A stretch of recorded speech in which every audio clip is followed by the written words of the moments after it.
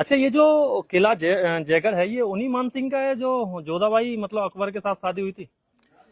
यही बड़ी समस्या है। हर आदमी हमारे इतिहास में कहीं भी लिखा हुआ नहीं है, लेकिन ये एक serial Jodha Akbar serial picture बना के हमारे हिंदू संस्कृति को, हिंदुओं का, सनातनी लोगों का, इन वीर योद्धाओं को सर झुकाने के लिए इनको एक पॉइंट मिल गया, झूठा पॉइंट बना लिया। कोई इतिहास में कहीं लिखा हुआ नहीं है।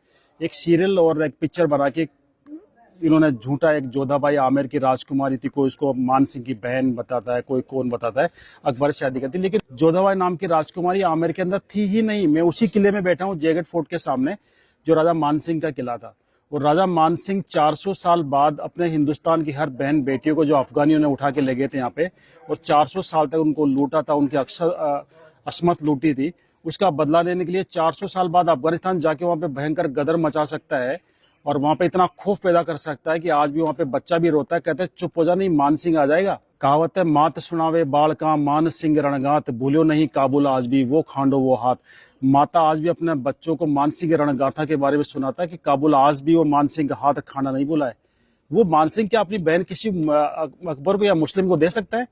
अफगानिस्तान लूटने के बाद उस आदमी ने अपनी लाइफ के अंदर 7,000 मंदिर बना दिए। तो मुगलों के टाइम में जब मंदिर का नाम लेना भी गुनाह था, आज भारत सरकार को 80 साल बाद भी एक मंदिर बनाने में 80 साल लगे, आजादी के बाद एक मंदिर, राम मंदिर बनाने में। उस आदमी ने मुगलों के टाइम में, अकबर के टाइम में, जब मंदिर का नाम लेना भी गुनाह था, उस आदमी ने 7,000 मंदिर बना दिए थे। वो शख्स अपनी बहन किसी मुगल को दे सकता है? गले उतरती है आपके? ये झूठी कहानी बनाई गई है। जोधा नाम की कोई राजकुमारी थी ही नहीं। मैं आज क्लियर कर दूं आपको, जोधा आमेर के अंदर एक दासी पुत्री थी। मान सिंह के फादर का नाम था भगवान दास और भगवान दास के फादर का नाम था भारमल।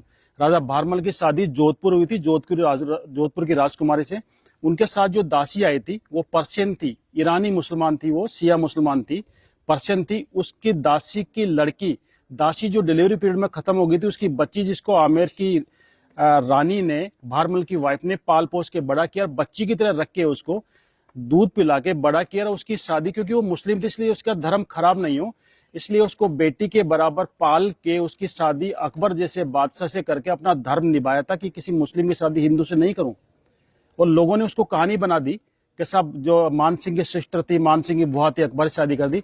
मान सिंह जैसा तो योद्धा ही नहीं था। अगर मान सिंह नहीं था उस समय सनातन ही खत्म हो जाता। आज हर मंदिर के ऊपर आपको पचरंगा झंडा नजर आता है। पता है पचरंगा झंडा क्यों लगाते हैं?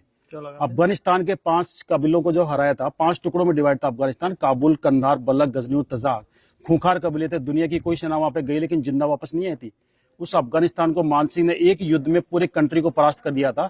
5 के झंडे छीने, उनको 5 के मिलाए, उस विजय की याद में अपना पचरंगा झंडा रखा था। उससे पहले अफगानियों ने यह हालत कर दी थी हिंदुस्तान की। हरिद्वार जाते, हरिद्वार में जितने भी पंडित थे सारे पंडितों को मार दिया था, सारी पूजा वहां पे बंद हो गई थी। मान सिंह ने वहां पे जाके दोबारा से हिंदुस्तान के सारे पंडितों को बुलाया, सोरोजी से बुलाया, आसपास के गांवों से बुलाया, और वापस वहां पे हर की पौड़ी बनाई और दोबारा से वहां पे धार्मिक प्रक्रिया स्टार्ट हुई थी। हिंदुस्तान के हर कोने से पंडित गए थे। राजा मान सिंह को धर्म रक्षक माना था और उनके पचरंगे झंडे को मिला के, 5 कलर को मिला के आगे से तीखा करके उसको धर्म ध्वजा का रूप दिया था। आज हर मंदिर के ऊपर 5 कलर का झंडा क्यों मिलता है? ये राजा मान सिंह ने अफगानिस्तान को हराया था, उसी झंडे को धर्म ध्वजा का रूप दिया और राजा मान सिंह को धर्म रक्षक की उपाधि दी। सारे हिंदुस्तान के सब पंडितों ने धर्म बचाया अगर किसी ने तो राजा मान सिंह ने। हमें बदनाम किया जाता है, मान सिंह को बदनाम किया जाता है कि मान सिंह राणा प्रताप का साथ देते, हिंदुस्तान का इतिहास ही अलग होता। मैं बता दूं, अगर राणा प्रताप के साथ अगर मान सिंह मिल जाते, उसमें हिंदुस्तान का साउथ पार्ट पूरे अफगानों के अंडर में था और उनको हराना बड़ा मुश्किल था। और उधर से मुगल और आ गए थे। मुगलों के पास वो हथियार थे, तोपे बंदूकें, जो इंडियन के पास किसी के पास नहीं थी।